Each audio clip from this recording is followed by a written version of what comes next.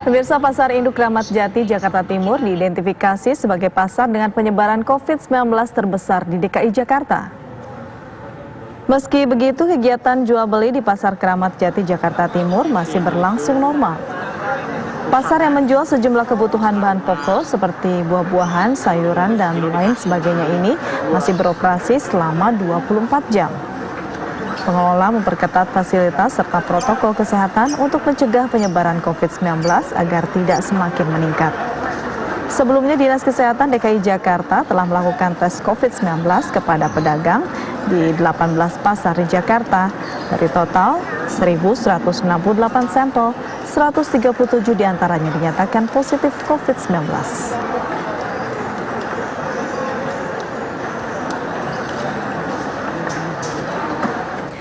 Informasi terbaru akan disampaikan oleh Tiara Harahap di Pasar Jaya Kebayoran Lama dan Gina Vita di Pasar Kramat Jati, Jakarta Timur.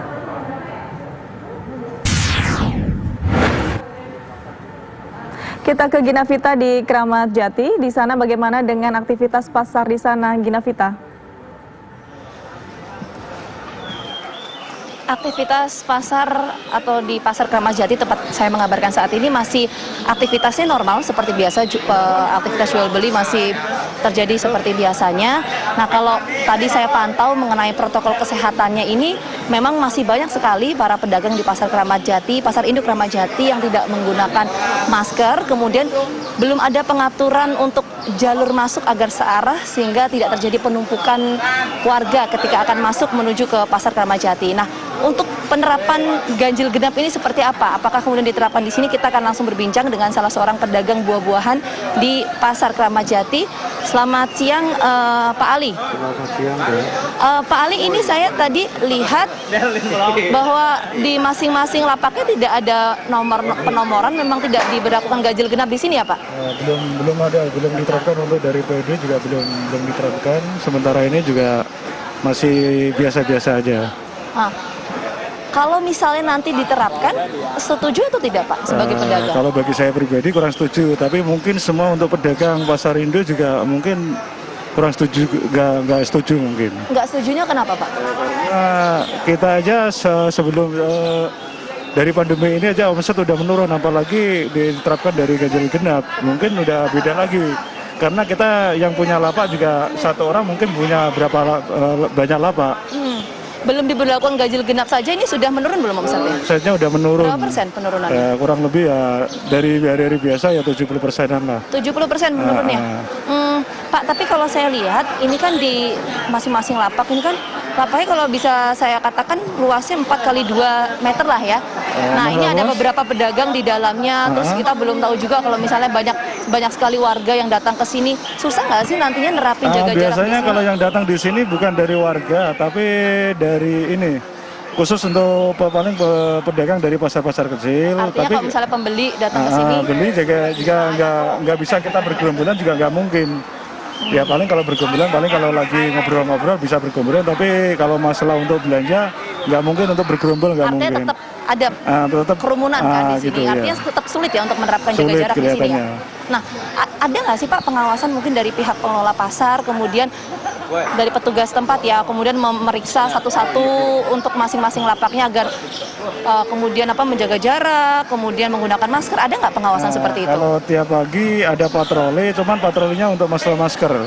Jadi kalau untuk masalah jaga jarak, distancing itu kelihatannya belum ada, tapi dari pihak PD sendiri juga belum pernah, ya paling nerjuni satpam ya untuk patroli aja itu. Nah, ketika patroli terus ditemukan misalnya ada yang tidak menggunakan masker, ada denda ya tidak atau sanksi yang diberikan gitu? Belum diterapkan, belum ada kelihatannya. Belum ada? Belum ada. Oke, jadi hanya himbauan saja sejauh ini ya? Ada himbauan aja. Oke, Pak, di sini saya lihat juga nggak ada wastafel ya? Atau ada sih?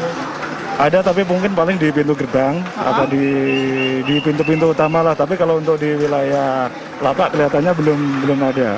Oh, belum ada ya? Tapi saya sendiri juga paling nyiapin, saya dispenser sendiri paling ya untuk jaga-jaga sendiri lah.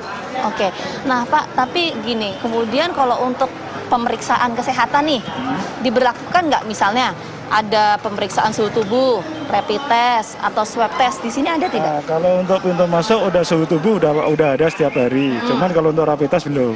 Rapid test belum ada. Belum. Oke. Swab, rapid test itu kelihatannya belum masuk di wilayah induk. Sempet nanya nggak ke pihak pengelola, kenapa kok belum rapid Saya test sendiri atau belum swab pernah test? nanya, teman waktu di masjid saya nanya itu belum apa itu? Belum diterapkan, belum protokol kesehatannya juga masjid belum dibuka saat ini. Oke, tapi sudah ada informasi dari pihak pengelola kalau misalnya akan ada rapid test nih, akan ada swab test nih, sudah ada informasi soal Saya itu? sendiri sampai saat ini belum terima informasi dari itu. Tapi kalau misalnya nanti ada, Bapak selaku pedagang dan juga pedagang-pedagang lainnya setuju nggak atau mau nggak kalau misalnya di Kalau rapid mungkin test atau di gratis, swab kalau test? ya itu sistemnya gimana? Gimana Pak? Sistemnya gimana? Apa? Sistem swab test Pak untuk Enggak, mengetahui dalam arti positif COVID bayar atau apa tidak itu kan harus tahu. Kalau misal tidak bayar, mau tidak? Ya mungkin itu kalau udah itu dari PD mungkin ya mungkin mau aja, itu udah juga untuk kepribadian sendiri kan. Oke, artinya kalau misalnya membayar baru tidak mau begitu ya? Nah, kalau bayar mungkin ya namanya orang banyak kan, banyak lah yang nggak mau pada kabur pada gimana mungkin kan gitu. Oke, terus ini juga tidak ada ya Pak ya, misalnya untuk pembatasan jumlah pengunjung di sini gitu tidak ada ya? Ya, ada Mbak. Kita ada. Pembatasan belum ada kelihatannya Pak. Oh, belum ada ya? Belum. Baik.